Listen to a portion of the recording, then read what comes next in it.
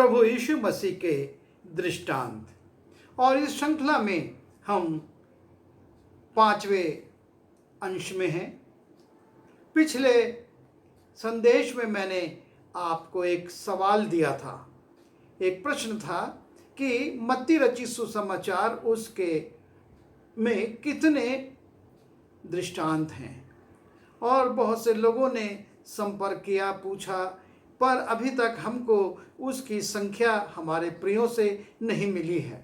और इसलिए मैं इस प्रश्न को एक सप्ताह के लिए और बढ़ा रहा हूँ। आप इस सप्ताह में ढूंढिए कि मत्ती रचित सुसमाचार उसमें कितने दृष्टांतों का उल्लेख है। और अगले सप्ताह मैं आपको दूसरा प्रश्न दूंगा, साथ ही साथ इस प्रश्न के उत्तर को भी आपको बताऊंगा। तो आइए हम प्रभु यीशु मसीह के एक बहुत जाने पहचाने दृष्टांत पर कुछ देर विचार करें। और संडे स्कूल से हम इस दृष्टांत पर विचार करते, शिक्षा पाते, इसको स्किट्स में करते चले आ रहे हैं। और यह है दृष्टांत अच्छी भूमि और बुरी भूमि पर बोया गया वचन। बीज जो कि कुछ गलत जगहों पर पड़ा और कुछ अच्छी भूमि पर पड़ा।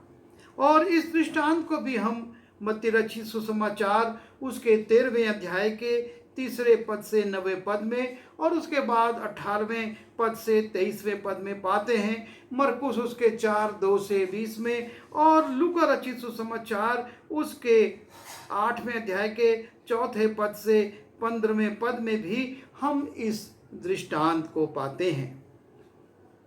और ये दृष्टांत है, जब हम लूका रचित सुसमाचार उसके 8वें अध्याय के 4 पद से जाते हैं। जब बड़ी भीड़ इकट्ठी हुई और नगर के लोग उसके पास चले आते थे, तो उसने दृष्टांत में कहा कि एक बोने वाला बीज बोने निकला। बोते हुए कुछ मार्ग के किनारे गिरा और रौंदा गया और आकाश के पक्षियों ने उसे चुग लिया। कुछ चट्टान पर गिरा और तरी ना पाने के कारण सूख गया। कुछ झाड़ियों के बीच में गिरा और झाड़ियों ने साथ साथ बढ़कर उसे दबा लिया। और कुछ अच्छी भूमि पर गिरा और उगकर 100 गुना फल लाया। ये कहकर उसने ऊंचे शब्द से कहा, जिसके सुनने के कान हो वो सुन ले। जिसके सुनने के कान हो वो सुन ले। और जब ये दृष्टांत यीशु मसीह कहते हैं तो उसके चेले भी इसको ठीक से समझ नहीं पाते हैं और वो आकर पूछते हैं कि तू दृष्टांतों में क्यों कहता है।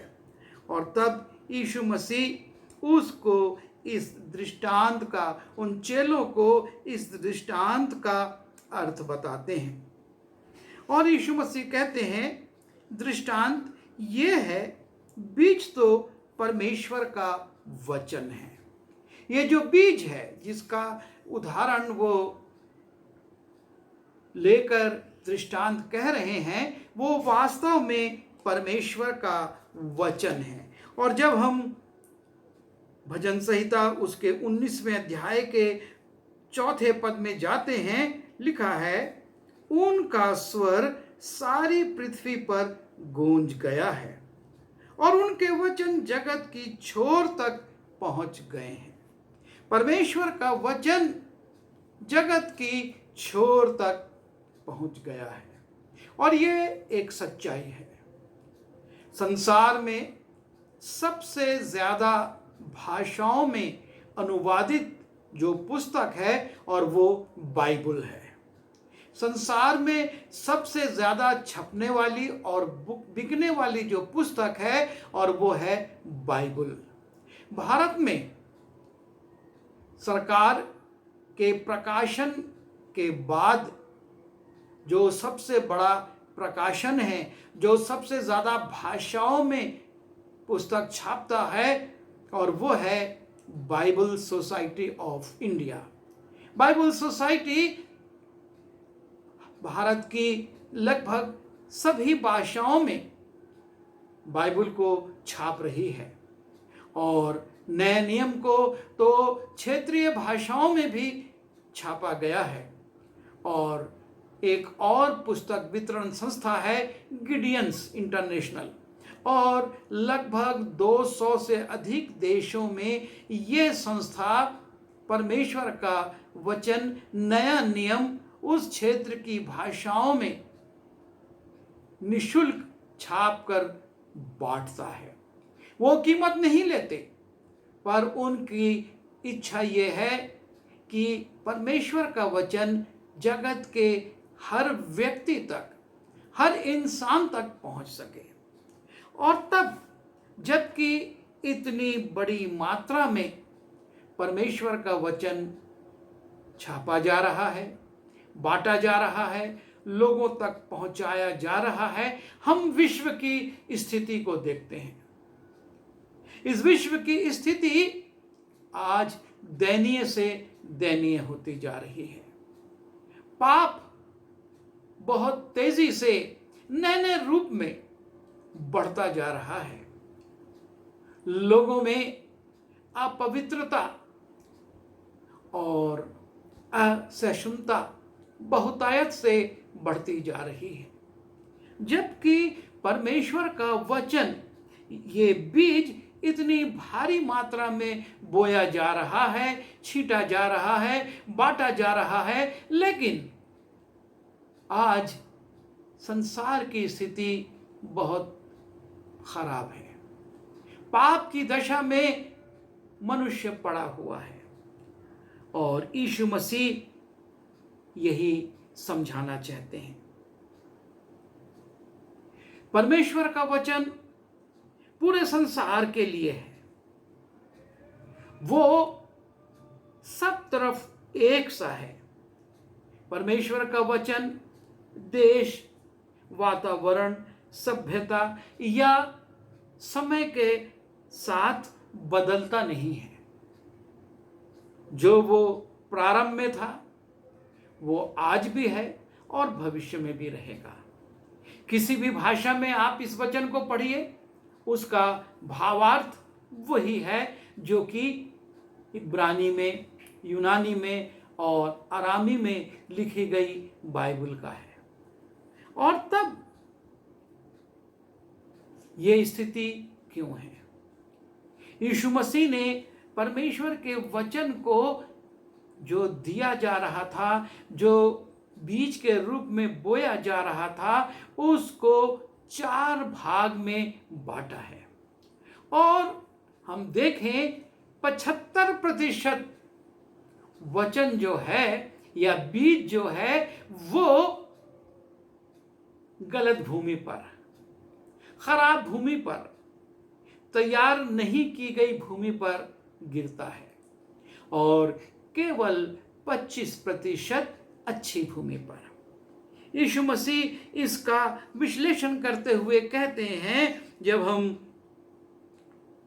12वें पद को देखते हैं, मार्ग के किनारे वे हैं जिन्होंने सुना, तब शैतान आकर उनके मन से वचन उठा ले गया कि कहीं ऐसा ना हो कि वो विश्वास करके उद्धार पाए।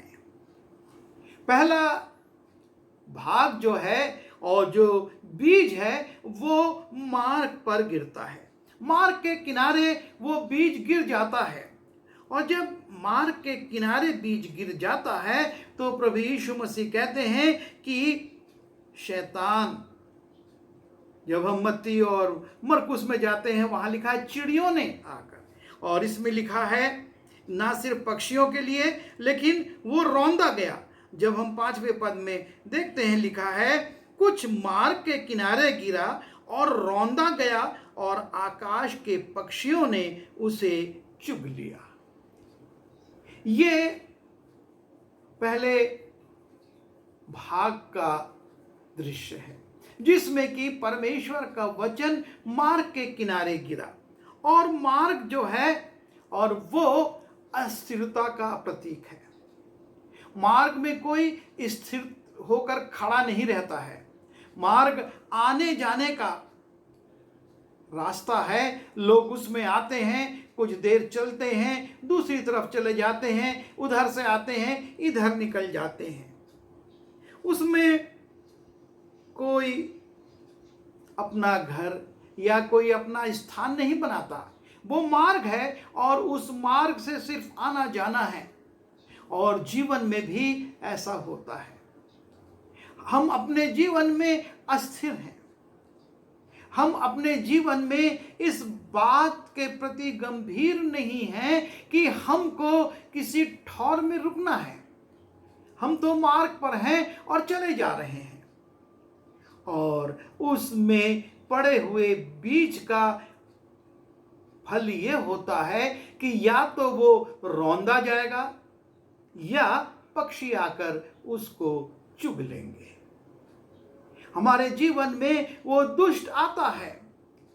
हमको वचन अच्छा लगता है, वचन हम तक पहुंचाया जाता है, वचन हमको मिलता है, लेकिन चूंकि जीवन में स्थिरता नहीं है, हम अपने विचारों में, अपने कामों में स्थिर नहीं हैं, और इसलिए वो वचन हम में जड़ नहीं पकड़ता, उगता नहीं, कुछ नहीं होता, लेकिन वो शैतान के द्वारा उठा लिया जाता है, वो चला जाता है, वो हमारे जीवन में उपयोगी नहीं हो पाता है। मिलता ज़रूर है, न्यू टेस्टमेंट, गॉस्पल पैकेट्स सब बांटे जाते हैं, लेकिन वो एक हाथ से लेते हैं, एक नज़र उन पर पड़ती है और उसके बाद या तो पॉकेट में डाल लेते हैं या फाड़ कर वहीं फेंक देते हैं और वो नष्ट हो जाता है। ये परमेश्वर के वचन की स्थिति होती है। दिया तो जाता है, पहुंचता तो है बहुतों तक, लेकिन उनका स्वभाव मार्ग के समान है, जहां पर कि कुछ स्थिर नहीं है, जो कि सिर्फ आने जाने का एक थोड़ा सा समय है, और वो उसमें गिरकर नष्ट हो जाता या उठा लिया जाता है दुष्ट के द्वारा, ताकि कहीं काम ना करे। दूसरे के लिए लिखा हुआ है 8वें अध्याय के 13वें पद में कि चट्टान पर के वे हैं कि जब सुनते हैं तो आनंद से वचन को ग्रहण तो करते हैं, परंतु जड़ न पकड़ने से वे थोड़ी देर तक विश्वास रखते हैं और परीक्षा के समय बहक जाते हैं। बड़ी स्पष्टता के साथ यीशु मसीह ने इसको भी समझाया है। जैसे पहले के लिए कहा कि ऐसा ना हो कि वे विश्वास करके उद्धार पाएं, और इसलिए शैतान उस वचन को उठा लेता है, अपने अधिकार में ले लेता है। और यहाँ पर लिखा है कि वो थोड़ी देर तक विश्वास रखते हैं और परीक्षा के समय बहक जाते हैं। चट्टान पर कुछ लोगों के मन इस संसार में, बल्कि बहुत लोगों के मन बहुत कठोर हैं, चट्टान के समान कड़े हैं, और जब परमेश्वर का वचन बोया जाता है तत्कालिक रूप से वो ग्रहण करते हैं, आनंद के साथ उसको स्वीकार करते हैं, और उसके बाद जब उनमें कठोरता है और जड़ नहीं पकड़ पाती, परीक्षाएं आती हैं, विपत्तियां आती हैं, संकट आते हैं, और वो उस वचन में स्थिर नहीं रह पाते। कारण यह है मन कठोर है, जड़ नीचे जा नहीं पा रही है। जो वचन बड़े आनंद से ग्रहण कर लिया था वो कुछ समय तक ही रहता है। जैसा कि हम देखते हैं कि किसी ऐसी भूमि पर जिसमें पत्थर हो या जिसमें ईंटें पड़े हों और उसमें कोई अच्छा बीज गिर जाए तो वो उगता तो है, लेकिन जैसे ही उसकी जड़ नीचे को जाने को होती है कि उसको पानी मिले, उसको मिनरल्स मिले, वो पत्थर के कारण, ईंट के कारण नहीं जा पाती, और जब उसको पोषक तत्व नहीं मिलते तो धूप पड़ने पर वो सूख कर मुरझा जाता है, समाप्त हो जाता है। यही परमेश्वर के वचन के साथ होता है। मन बहुत कठोर हो गया है, बार बार देखते हैं कि ये घट रहा वो घट रहा, लेकिन उसका कोई प्रभाव नहीं होता। कितने जवान हैं जो दुर्घटना का शिकार हो जाते हैं। रोज उनको समाचार मिलते हैं कि अधिक गति से चलने के कारण वो व्यक्ति दुर्घटना में मारा गया, वो जवान अपंग हो गया।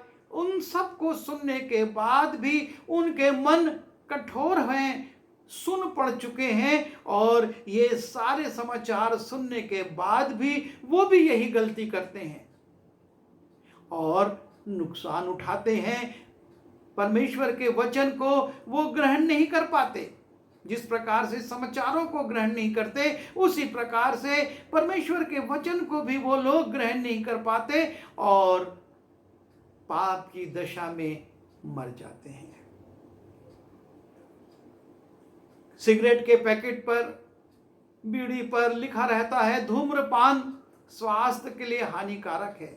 अजीब अजीब चित्र बने रहते हैं कि कैंसर होने से कैसा चेहरा हो जाता है, कैसे होंठ हो जाते हैं, कैसी जीभ हो जाती है, और उन सब को देखने के बाद भी लोग सिगरेट निकालते हैं और पीते हैं, बीड़ी निकालते हैं और पीते हैं, और उन्हीं बीमारियों का शिकार हो जाते हैं, क्योंकि वो संदेश जो पैकेट पर लिखा था वो जड़ नहीं पकड़ पाता, उनको प्रभावित नहीं कर पाता, और उनके मन की कठोरता उनको दुष्परिणाम की ओर ले जाती है। परमेश्वर का वचन बहुतायत से बांटा जा रहा है, दिया जा रहा है, लोग ग्रहण कर रहे हैं, लेकिन मन इतने कठोर हो चुके हैं कि वो उसके ऊपर गंभीरता से विचार करके अपने जीवन में उसको स्थान नहीं दे पाते, और वो वचन मुरझा जाता है, सूख जाता है, समाप्त हो जाता है। तीसरा यीशु मसीह ने जो समझाया, और हम देखते हैं 8वें अध्याय के 14वें पद में, जो झाड़ियों में गिरा सो वे हैं जो सुनते हैं, पर होते होते चिंता और धन और जीवन के सुख विलास में फंस जाते हैं और उनका फल नहीं पकता। तीसरा झुंड जो है, जो बीज गिरा, वो झाड़ियां थी वहां पर।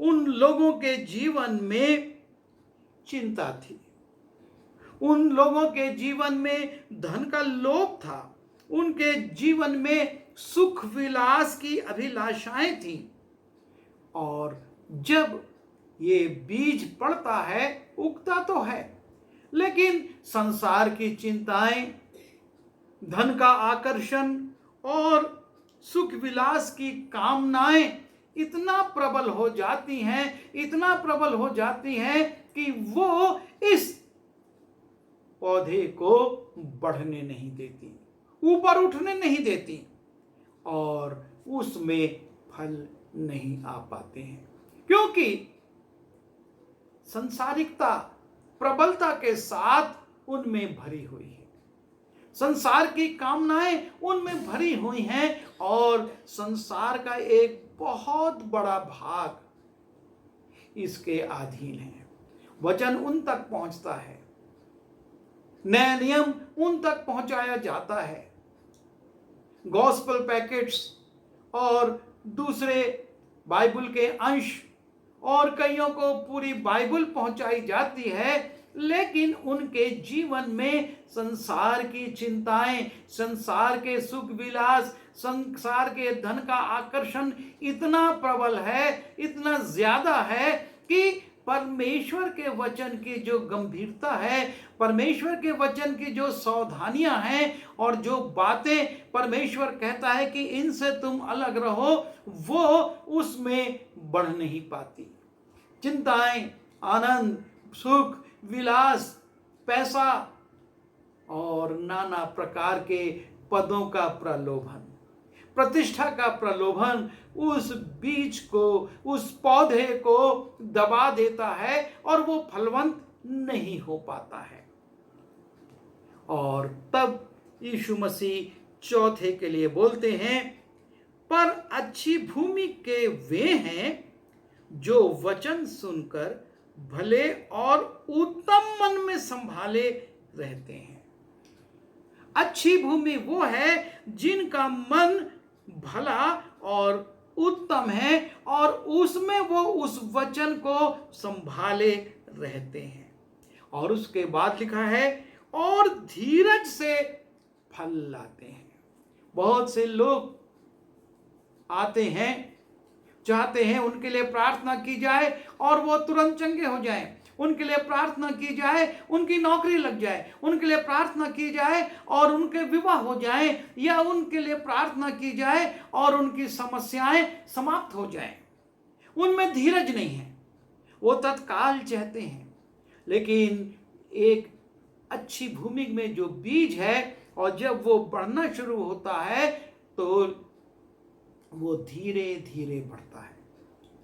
हर पौधे का एक काल है। कुछ धान 60 दिन में पकते हैं, कुछ धान 5 महीने में पकते हैं। कुछ फल के पेड़ 1 वर्ष में फल ले आते हैं और कुछ फल के पेड़ 7-7 वर्ष में फलते हैं। और यहाँ पर प्रभु यीशु मसीह इसी बात को समझा रहे हैं कि वो वचन सुनकर भले और उत्तम मन में संभाले रहते हैं, उसको वो अपने अंदर रखे रहते हैं।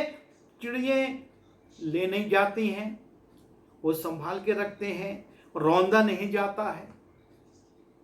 वो कठोर भूमि के कारण जड़ पकड़ने से वंचित नहीं हो पाता और वो झाड़ियों के कारण बढ़ने से रुक नहीं पाता, लेकिन भले और उत्तम मन में संभाले रहते हैं और धीरज से। ये बहुत महत्वपूर्ण बात है, धीरज से फल लाते हैं। ये हमारे जीवन के लिए एक महत्वपूर्ण शिक्षा है और यीशु मसीह ने यही बात कही कि जो अच्छी भूमि पर गिरा और उगकर 100 गुना फल लाया। यदि आप और मैं परमेश्वर के वचन को अपने मन में उत्तमता के साथ संभाल कर रखते हैं, हम उसके ऊपर मनन चिंतन करते हैं, उसमें दी गई सावधानियों को अपने जीवन में पालन करते हैं, तो निश्चय उसका फल भी आएगा और 100 गुना फलवंत होगा। बहुतों के लिए, पूरे परिवार के लिए आप आशीषित होंगे।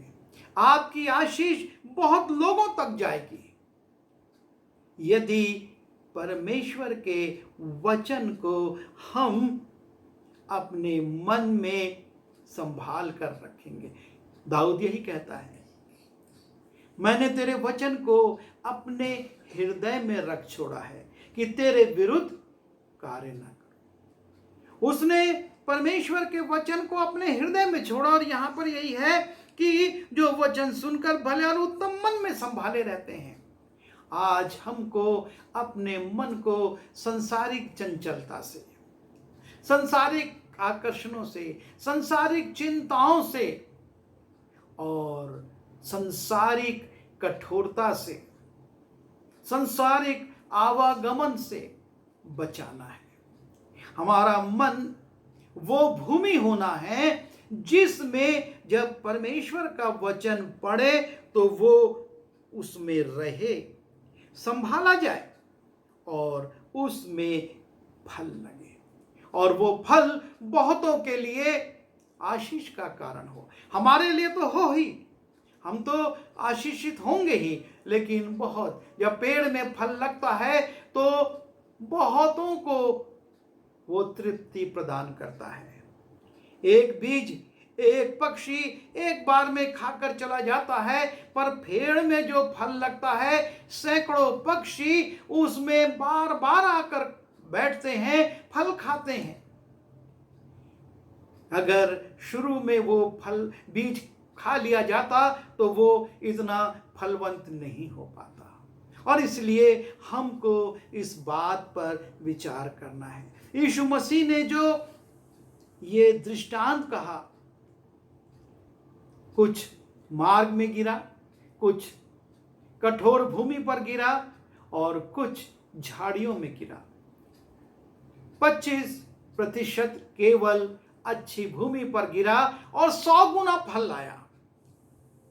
आपको और मुझको सोचना है। हम परमेश्वर का वचन प्राप्त करते हैं, हम परमेश्वर का वचन पढ़ते हैं, हम परमेश्वर के वचन पर संदेशों को सुनते हैं, लेकिन कितना उसको अपने मन में रखते हैं, कितना हमारे आचरण व्यवहार में वो फलवंत होकर प्रकट हो पाता है।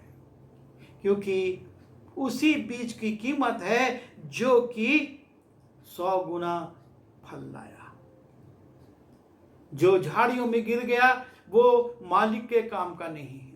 जो कठोर भूमि पर गिर गया वो मालिक के काम का नहीं है। जो सड़क पर गिरा, चिड़ियों ने चुगा या कुचल दिया गया, रौंदा गया, वो मालिक के काम का नहीं है। मालिक के लिए उपयोगी वही है जो कि अच्छे मन में रखा गया, संभाला गया और धीरज से फल लाया। आइए दुआ करें। प्रभु जी, हम धन्यवाद देते हैं कि आपने अपना वचन इस पृथ्वी पर बहुतायत से बंटवाया है, लोगों तक पहुंचवाया है, और रेडियो के द्वारा, टीवी के द्वारा, मीडिया के द्वारा, पब्लिकेशन के द्वारा, तरह तरह से प्रभु जी जगत के छोर तक आपका वचन पहुंचाया गया है। पर आज भी प्रभु संसार का एक बड़ा भाग आपसे बहुत दूर है, कठोरता का जीवन जी रहा है, लेन देन का, व्यापार का, आने जाने का जीवन जी रहा है, चिंताओं में, धन के आकर्षण में, भोग विलास में लगा हुआ है। प्रभु जी सहायता कीजिए कि हर एक के मन तैयार किए जाएं, ताकि जब आपका वचन वो पढ़ें तो वो अपने मन में उसको संभाल कर रखें और उसको अपने जीवन में धीरज से काम करने दें और 100 गुना, 60 गुना और 30 गुना फल लाएं। विनती यीशु मसीह के नाम से मांगता हूँ, आमीन।